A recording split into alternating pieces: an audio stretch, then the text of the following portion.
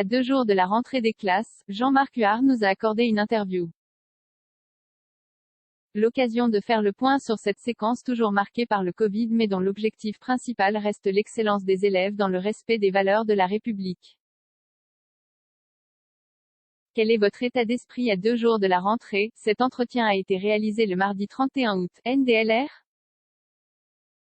Concentré sur ma mission, encore en vigilance. À tout le personnel que j'ai rencontré, j'ai dit la même chose, l'éducation nationale a montré qu'elle incarnait vraiment la République. Le service public d'éducation ne s'est jamais arrêté. Nous sommes le pays qui a fermé le moins ses écoles. Aux États-Unis, par exemple, les établissements scolaires sont restés clos durant 42 semaines. Et même fermés, nous avons assuré la continuité pédagogique. La crise sanitaire est désormais une contrainte que l'on peut considérer comme durable. Cela fera 19 mois en septembre qu'elle a commencé. Le Covid-19 et sa gestion ne sont donc plus une priorité de cette rentrée? Notre mission est de mener nos élèves vers les plus hauts niveaux de qualification en assurant la justice sociale dans un contexte contraint par l'épidémie. Oui, il y a des questions, des angoisses mais elles n'ont rien à voir avec ce que nous avons vécu au début quand nous ne savions pas où nous allions. Les questions tournent désormais autour de la vaccination. Oui et elle s'organise. Le nombre d'élèves à vacciner ne sera pas important puisque le taux vaccinal dépasse les 60% pour les 12 à 17 ans. On a des calendriers. Des centres de vaccination seront mis en place dès vendredi dans 3 établissements, et 60 supplémentaires la semaine suivante. La semaine du 6 septembre, des tests salivaires seront lancés dans les écoles primaires. Nous avons intégré la dimension sanitaire dans notre fonctionnement. Cela fait partie de notre quotidien et les gens l'acceptent. Qu'en est-il de la vaccination des personnels? On ne demande pas le statut vaccinal de nos personnels mais un sondage réalisé dernièrement fait état de plus de 90% de professeurs vaccinés. Cette rentrée s'effectue en niveau 2 selon le nouveau protocole de l'éducation nationale. Qu'est-ce que cela signifie? Le port du masque est obligatoire en intérieur. En extérieur, cela dépend du règlement local. Il n'y a pas de brassage par niveau. Les cours d'EPS peuvent se tenir en intérieur et extérieur mais les sports de contact sont interdits. Le contact tracing est pratiqué. Dans les écoles primaires, un cas égale une fermeture. Dans le second degré, on pratique une recherche fine des cas contacts sachant que les élèves vaccinés ne sont pas considérés comme tels. Il y a 4 niveaux en tout. Sachant que dans tout, les écoles primaires resteront ouvertes. L'Organisation mondiale de la santé exhorte les pays à laisser leurs écoles ouvertes. Depuis 19 mois, on ne s'est pas trompé. Il n'y a pas eu d'explosion des cas dans les écoles, la 4e vague a commencé durant les grandes vacances. Selon les évaluations réalisées dans les différentes classes, le niveau des élèves est supérieur à celui d'avant le Covid. Oui, nous avions enregistré une petite baisse dans les évaluations des CP entre septembre 2019 et septembre 2020. En janvier 2021, nous avions progressé. Nous avons rattrapé le retard dû au confinement en maintenant les écoles ouvertes.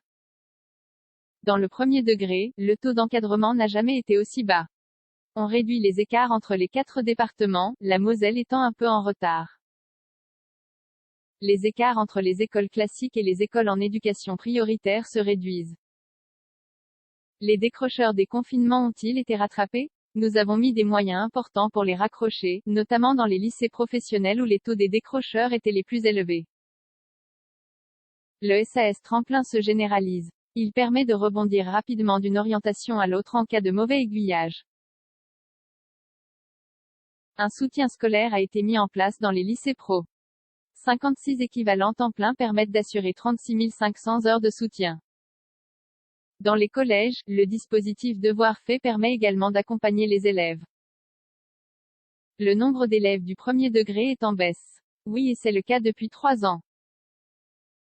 Nous avons perdu 10 000 élèves alors que nous avons davantage de professeurs. Nous sommes dans une vraie dépression démographique qui impose de rendre les territoires attractifs. Quelles sont les nouveautés de cette rentrée? La priorité est donnée au premier degré avec pour cette année, le dédoublement de classes des grandes sections de maternelle en éducation prioritaire. Dans les collèges, nous allons mettre en place les devoirs faits qui permettront un suivi à distance. On rebondit sur l'organisation mise en place durant le confinement. Elle nous permet de progresser. Au lycée, nous serons dans la véritable première année de la réforme du bac qui n'avait pas pu être mise en place. Une nouvelle spécialité est proposée, l'éducation physique et sportive. En 2022, il y aura 40% de contrôle continu et 60% d'examen final.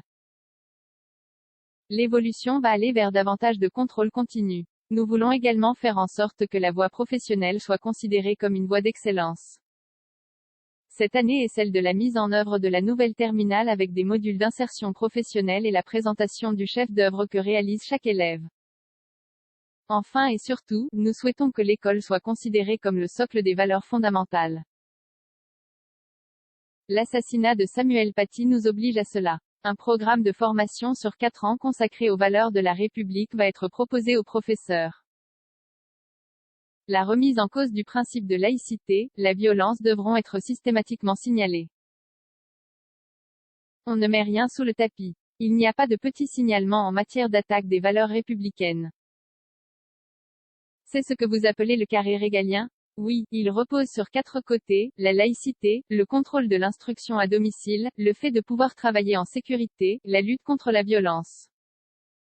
Le métier de professeur attire-t-il toujours? Le nombre d'élèves en M1 de professorat à Metz augmente. Mais des actions ont été mises en œuvre dans la revalorisation salariale du début de carrière. Aujourd'hui, un jeune professeur gagne 1 400 € annuels de plus qu'il y a 2 ans.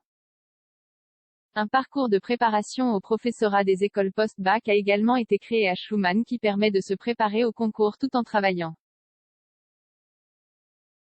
Nous sommes sensibles à cette question et y répondons par ces 2 axes, une revalorisation salariale et la création de dispositifs pour attirer de nouveaux professeurs.